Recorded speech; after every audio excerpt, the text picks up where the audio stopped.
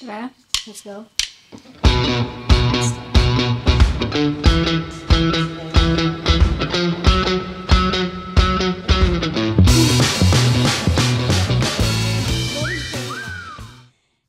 Hello, humans. Welcome to Just Life Things, where we're actually talking about or having raw conversations about human life experiences. And Puro English today, ha. ay, hindi. Pressure. Sisimula pressure. Puro English. Hindi, intro lang yun. Kaya ito ano lang ba ba? kagad? Sorry. Pero yun nga, I started this podcast just to talk about just life things. It's the title of my podcast. And today, guys, sobrang special kasi I have my sister-in-law who just released her new single, which is Saying My Name. It's already out in all music platforms. Guys, ako na mismo magsasabi, hitmaker tong kantang to.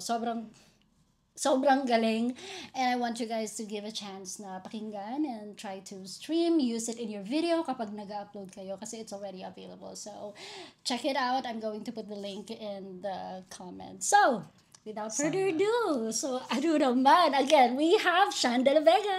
Hello. Hello. Hello. Ayan. This is gonna be a conversation. Yung mga bagay na matagal ko nang gustong tanungin sa'yo, pero hindi ko natatanong. May it be personal or Okay. like your career. Okay, I wanted to start with, when you were a kid, eto ba talaga yung ano? Yung parang naging pangarap mo na gusto kong maging singer. Kasi before you answered that, kasi when I was a kid, pinapanood ko yung Itbulaga. Gusto kong maging backup dancer. Kaya palang sa utak ko pa lang, parang gusto ko na talagang sumayaw. And I guess I have that passion in dancing. So, meron ka bang ganung moment when you were a kid? Like the earliest memory, Yung earliest memory ko, at medyo nakakahiya aminin. Alam ni mama to. Kasi may assignment kami sa school, tapos parang i-drawing daw kung ano yung pangarap paglaki. Okay. So, yung ibang classmates ko, nag-drawing sila ng mga, alam mo, may hawak ng mga stethoscope. So, Okay, meaning doctor, gano'n. Okay. Basta nag-drawing sila. Yung iba, may drawing na may hawak ng mga gano'n. Ako, drawing ko, may hawak na wales. Which ba? Which? May hawak na wales.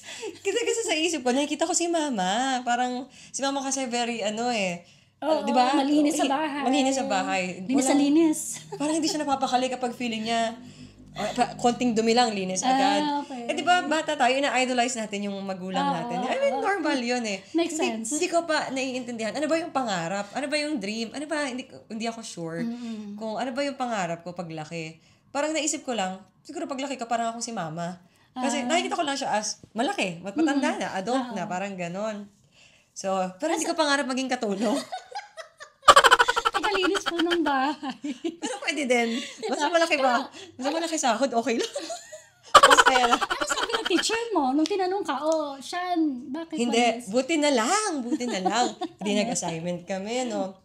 Tapos, pag uwi ko, assignment nga yun eh. So, pag uwi ko, tinatanong ko ni mama at ni papa, ano ba yung tinadrawing mo?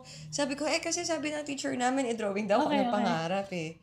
Tapos tinanong ako nila mama, nila papa, ano yan? Ano bang gusto mo maging?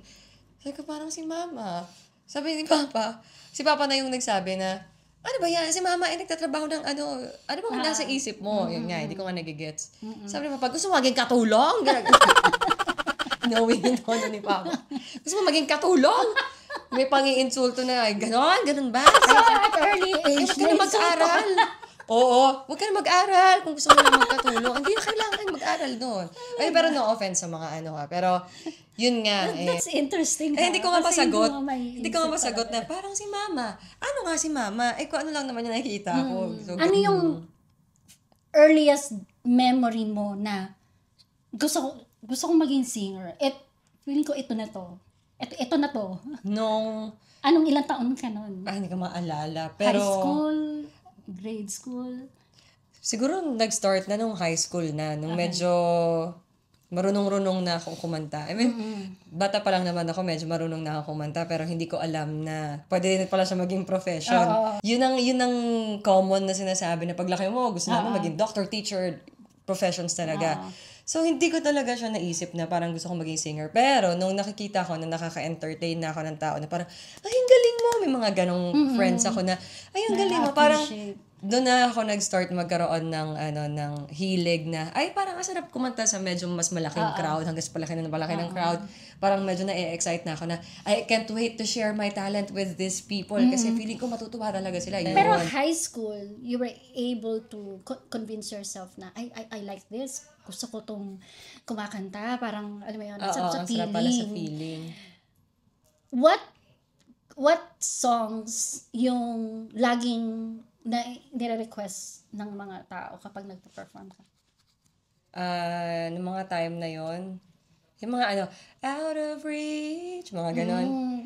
Tattooed on my mind, yan. Time na yun yung mga... Ay, kasi panahon, nagkakalata tuloy. But your journey as a singer, was it tough? Your personal journey, was it tough? Like, tough as in heartbreaking, or was it like smooth sailing the way that you planned it? I can't say it's heartbreaking, pero hindi rin siya smooth sailing kasi may mga times na umiyak din ako kasi bakit ganun? Magaling naman ako. May mga oras na gano'n na ginawa ko naman lahat ng best ko. Parang lang yan parang normal profession natin yan. I made sure na every year may natututunan ako. Nag-grow ako na nag-grow. Correct. So, aware ako doon na ini-improve yung sarili ko. Tapos biglang may mga, yun nga, na-deny or na-reject, ganon. What was your first heartbreak or rejection? I mean, ilang taon ka nun? Ano yung naging epekto sa'yo? Dun sa first rejection na yun. What was your mindset? How did it affect you? Naalala mo pa ba? Siguro nung una akong nag-join sa national TV contest, hindi ko rin maalala yung age ko, pero parang mga nasa 16, 15. Kasi mama, syempre, parents natin, proud yan talaga. Magaling ka. So, naniwala ako na magaling ako. And then syempre, nag-audition tayo sa mga ganon. Tapos parang yun nga, na-reject. Parang, I'm sorry, you're not good enough pa. Parang ganon. Syempre, nasaktan ako. Parang sa isip ko, sabi mo, magaling ako. Parang sabi niya sa parents ko, sabi niyo magaling ako. Bakit ganon? So parang, nagkaroon tuloy ako ng thinking, ng mindset na, pagka mag-anak mo nagsabi, huwag ka maniniwala kasi sinasabi lang nila na magaling ka kasi kamag-anak ka. Kamag-anak kasi pamilya. So parang nagkaroon na ng doubt, self-doubt, saka yung credibility din. Hindi na ako naniniwala na, sabi niyo magaling ako, sabi ng mga taong pinag-auditionan ko, yung mga dapat na nakakakita talaga ng talent, hindi daw ako enough. Pero bakit sabi niyo? So yun, hindi na ako naniwala sa mga sinasabi, hindi, magaling ka, huwag ka maniwala. How did you take it? Growing up, parang, wala yun nga, hindi ako confident sa talent ko kasi tumatak sa isip ko na, okay, sabi nila sabi ng mga dapat, yung mga may say, hindi daw ako good enough Was it, the first rejection? Kasi sa ibang tao, when someone gets rejected, it serves as a motivation na, sige, patutunayan ko sa inyo na hindi ako ganyan. Whatever medyo motivation siya. Pero for other people, they tend to believe na, hindi pala talaga, hindi pala para sa akin. Para hindi nga sa akin tong career. Dumating ka ba sa point na, I'm curious, kasi ang tagal mo na dito sa industry, and you've been singing your whole life. From like the moment that you've learned, singing and performing. Pero, dumating ba sa point na baka hindi to yung para sa akin? Medyo. Talaga? Oo. Well, aminado naman ako. Hindi kami mapera noon. So, yung pag-i-improve ko, yung pagpa-practice ko, ako lang, sarili ko lang. Wala akong chance na may mag-guide sa akin. So, hanggang sa lumaki na ako. Tapos yung belief ko, malaki na ako. Di ba dapat bata pa lang din-develop? So, parang sa akin agad, too late na. Parang ganon. Wala na akong chance. So, siguro, ang nasa isip ko lang nun, baka hindi talaga para sa akin yung ma-recognize ako as a singer. Baka okay lang mga pang gig na lang sa kung saan-saan. Baka hanggang dun na lang talaga ako. Okay, so we talked about the rejections in this career.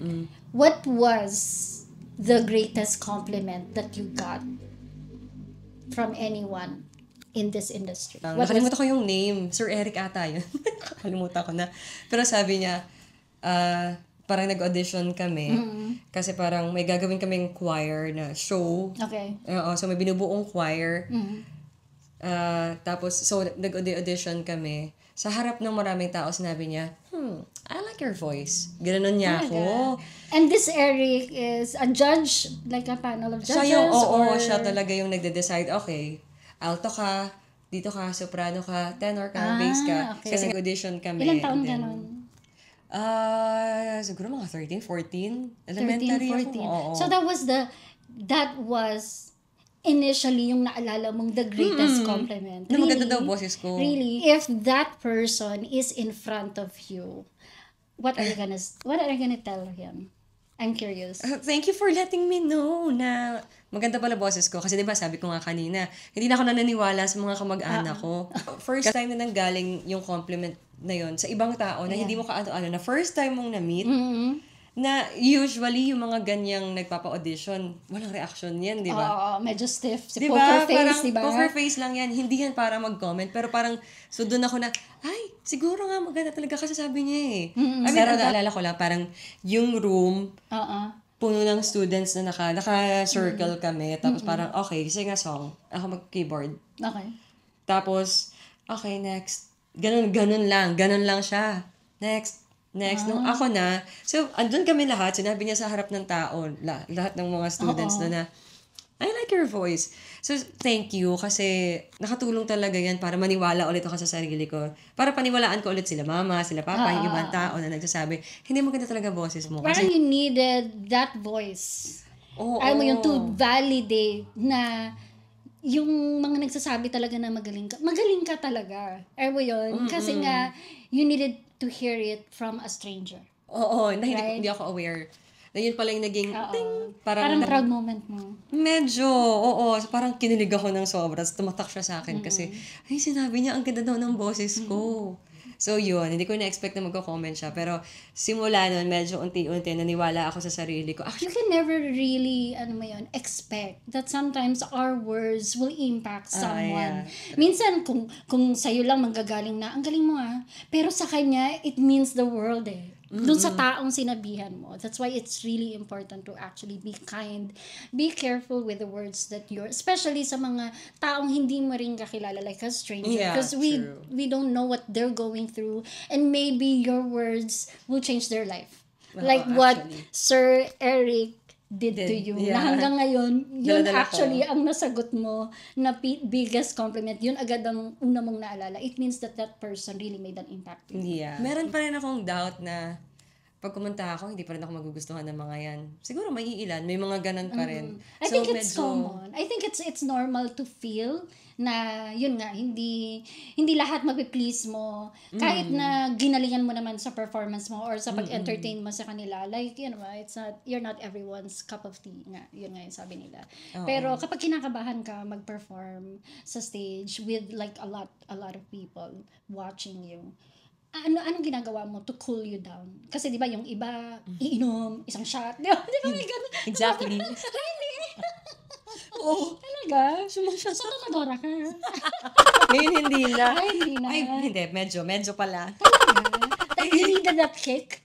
Hindi, susumbong ko na. Si Kuya Atan kasi. Si Kuya Atan talaga may kasalanan nito eh. Yung gitarista. So, dati, takot ako na, ang taas. Yung mga nire-request mga panahon na yun, listen, ang taas. True. So, kinakabahan ako. Doon ako kinakabahan kapag medyo out of my comfort zone. Kasi hindi ko na yun comfort zone. Sabi ko, hindi talaga ako. Biretera Tapos nauobliga ako kasi may nagtitip, ganon. So, sabi sa akin, uminom ka ng alak. Shot lang daw. So, since then, nagbaon ako ng mga Talaga? Nagbaon ka? Rum. Baon akong rum nun. Talaga? So, medyo, psychologically pala, nakakataas pala ng boses. I remember may inattendan kami ni kuya mo na parang reunion, umuwi din yung friend niya. So, dito lang sa may Pansol. So, ang sinerve tequila. So, yun nga. Hindi naman ako pala inom. Pero sige, dahil gusto mo makasama, go, tequila tayo. Sabi ko sa'yo, lahat naabot ko talaga yung diba? rock talaga na. Diba? Oo. So, parang may certain confidence talaga. Oo, kasi parang mawalan ka ng pakialam sa iisipin ng tao. Parang nawawala yung pampakondisyon siya. Nawawala yung doubts mo sa sarili. Wala pa kailan. Basta gagawin ko to. Nag-enjoy ako. Lumalabas yung totoong desire ng puso mo na, andito ako to entertain. Actually, it was a good performance when I watched Balot and yung kay Alanis Morissette. When I saw you sa TV, it was, hindi ko to nasasabi sa'yo, but it was the moment that I was really very proud of you kasi lumabas talaga yung galing mo at saka yung creativity mo. And I guess it answers why you're in this industry for how long is it? Gano'ng katagal ka na sa industry wala? Kailan ba ako nag-start kumanta? My gosh. Mga almost 20 years na. No? Almost 20 years na. Wow. Siguro mga 17, 18 years. Oo nga. Almost 20 years in the industry. What's the toxic rate or toxic scenario dyan sa industry? Kasi I'm not a singer. I don't know. You've been in TV. I mean, nakapag-perform ka, TV, and even, iba't ibang plays. So it's like showbiz too, right? Actually. Technically, you're in showbiz. What was the toxic na it really challenges you or your character na hindi ko matolerate. Exactly. People who are not taking us seriously, parang, singer ka lang, kakanta ka lang naman. Talaga? Oo. Sabi ko nga sa inyo, hindi nila nakakonsider na profession ng pagiging singer. Feeling nila, we're doing it for fun. Parang ang tingin ng mga tao, ang saya ng ginagawa nila, ang swerte nila kasi ang saya na yan. Hindi nila alam yung hirap, yung sacrifices na ginagawa namin sa likod ng camera, sa likod ng mga tao. Sinasabihan ako na, kanta ka dito, tapos eto lang yung ibabayad ko kasi kakanta ka lang naman eh. Parang ako, hindi pwedeng ganon. Oo, lalo na, ito yung work ko ngayon eh. Correct. So, hindi ko talaga matolerate. Parang palagi kong tinatry, ipaintindi sa mga tao na, sure, mahirap kumanta. Mahirap yung ginagawa ko. Etong profession na to, hindi naman napag-aaralan to eh.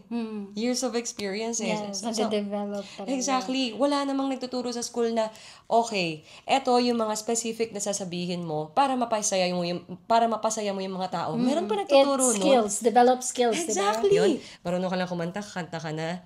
So yun, gusto ko laging ipaintindi sa mga tao na hindi. Alam mo ba kung gaano namin pinaghirapan like, yung blood, sweat, and tears. Ang totoo. ini-invest nyo. At saka yun pa. Plus, you are performing in front. So, you have to invest on your physical and everything. Diba? But so, parang, it's also a tough job. Honestly, it's tough to always be pretty. Diba? Kailangan mo laging mag-ayos. Kailangan yung nails mo, kailangan yung makeup mo, and hindi biro yung mga binibili mo to invest just to make people happy in one night.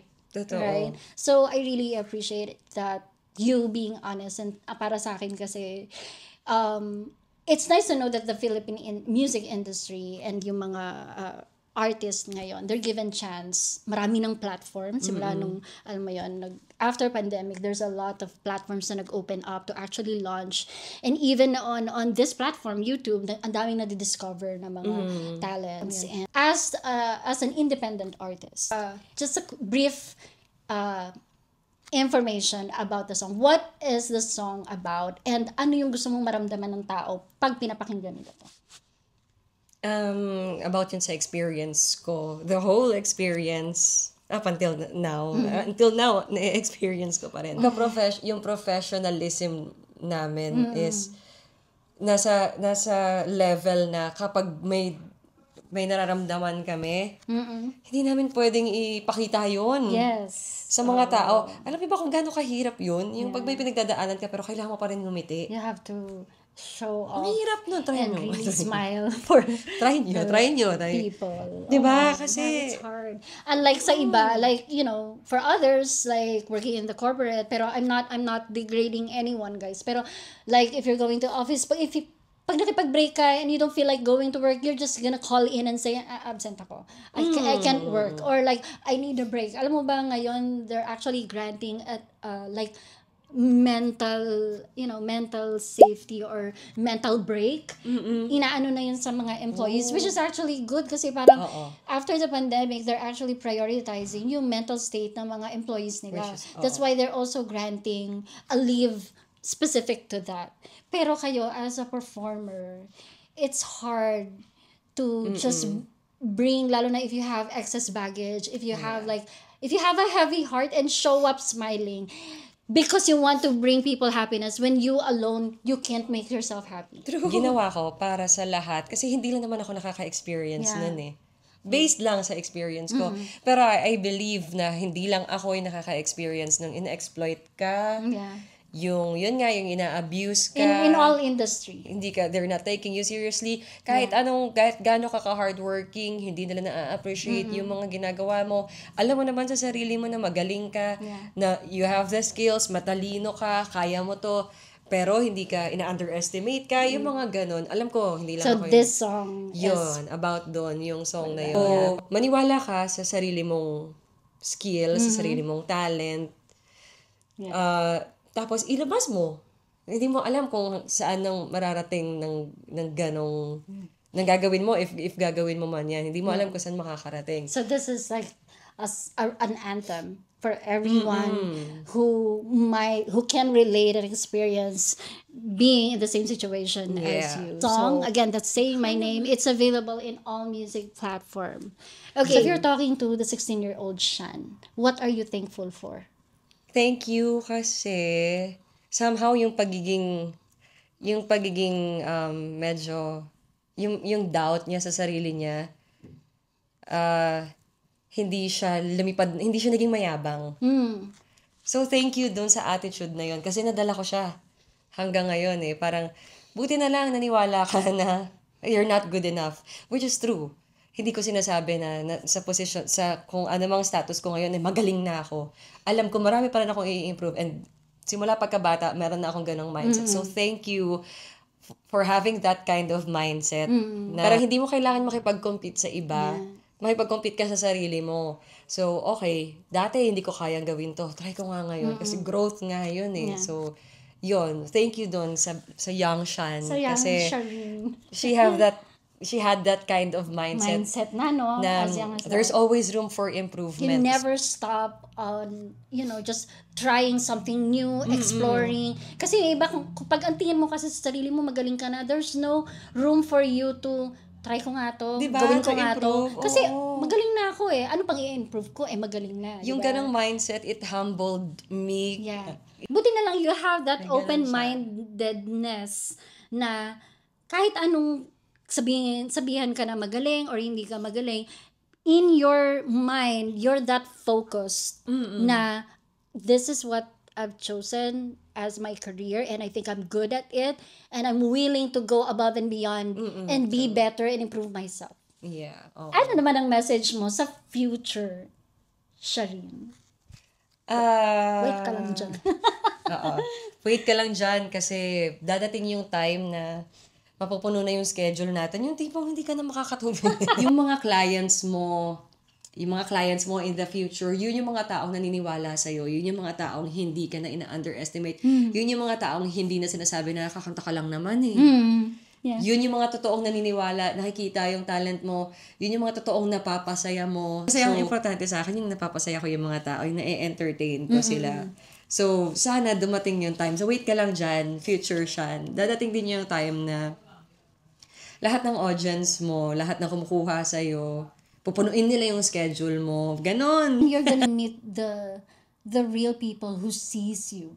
Not just sees you as a singer, but sees you as Sean. The performer, the friend, the family. I mean, the person who loves her family so much and who cares about the people who trust. Yun. What do you think is your best trait as a person? Lagi kong iniisip yung kung makakapagpasaya ba ako. I mean, never ako naging self-centered. Self-centered. Palagi kong tinitingnan yung mga tao na how to serve. Oo, parang ganun. Ewan ko, hindi naman dapat. Hindi naman required. Pero I always look after my family, siguro yung edge ko, gusto ko happy kayo, ganon. Yeah. Hindi na bale kung mahirapan ako, basta happy kayo, ganon. Minsan may ganon akong attitude.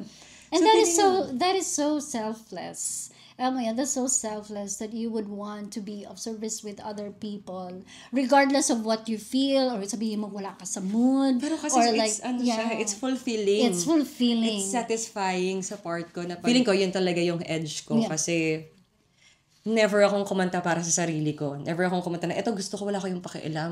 Anong bahala kayo. You just launched your first song and you've been covering songs for like years already. Speaking of song, sabi mo, hindi ka kumakanta for you, but you're singing songs that will make your audience, your guests, or the people who are watching you happy.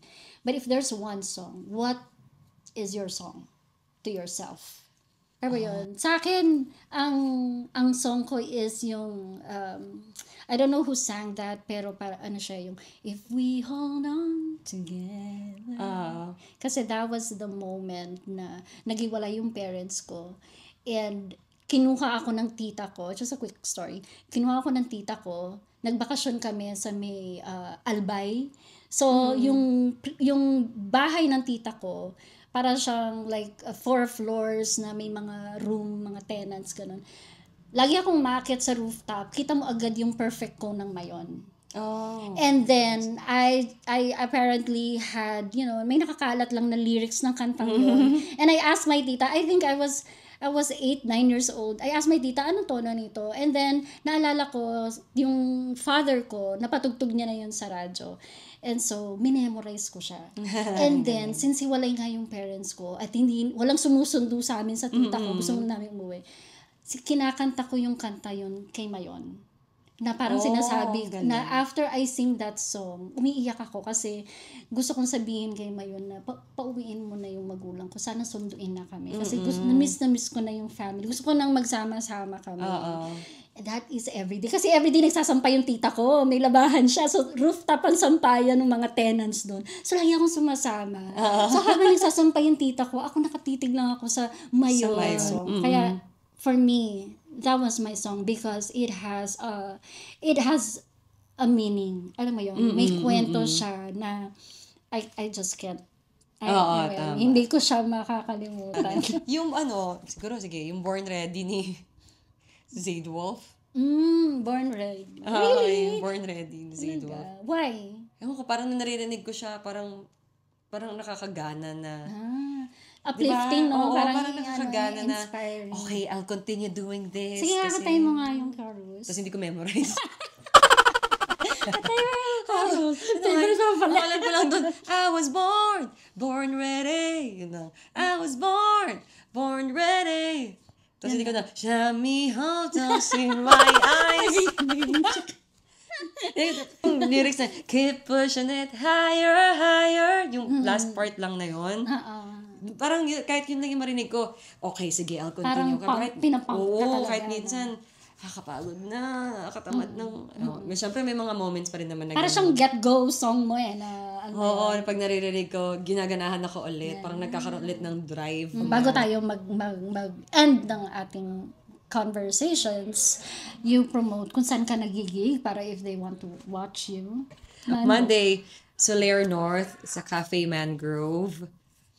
Tuesday, Cork Wine Bar and Shop in BGC. Wednesday, event stage sa Soler North din.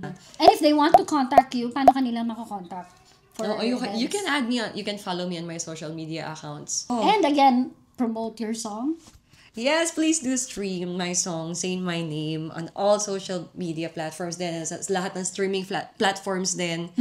So, sana po masuportahan niyo ako. And sana, wini-wish ko talaga na sana yung message ng song ko, if you're feeling the same, if you're in the same situation din, sana maramdaman mo rin, sana magkaroon ka rin ng urge na to get out of your comfort zone. Pag feeling mo hindi mo deserve yung situation, umalis ka na dun kasi hindi mo deserve yun eh. Sayang yung inaaral mo, sayang yung skills mo kung ikukulong mo yung sarili mo sa environment na yon. That is actually a very powerful message, is that, yung shinare mo. Like, you just don't stop believing on yourself. You always, the only person, sabi nga nila, you are your own cheerleader. When everyone is against you and doesn't believe in you, ikaw ang magiging sarili mong fan, magiging sarili mong cheerleader. Kumbaga, ikaw lang yung maaasahan mo. That's why you have to really keep on believing yourself, keep on fighting, keep on, trying again. And this is a perfect song for you guys. Katulad nga ni Shari, yung meron siyang kanta like a get-go song. But this, Say My Name, start playing this song, and this is I swear, this is gonna be your next favorite. Yeah. Again, thank you so much. Thank you, ate. Sean. Naniniwala ako sa kanya kahit kamag-anak ko na siya. Hindi niya sinasabi yun dahil lang kami. Dahil mag-sister-in-law kami. And, I wish you all the best. This is just the first step. It's not, again, nothing ever comes easy. So lahat talaga kailangan pagpaguran. But I do believe in the song. I believe in your talent. And you're gonna find the right people who's really gonna help you. Thank you. I can't wait. Future siya. Future Shireen. Yeah, future. Wait ka lang. Wait ka. And again, to you guys, thank you so much for watching. And it's nice to actually feel like you're heard and you're seen. And it's just a reminder that you will never be alone. And again, thank you so much for watching. This is your host, Sarah. And you have a great life. Bye.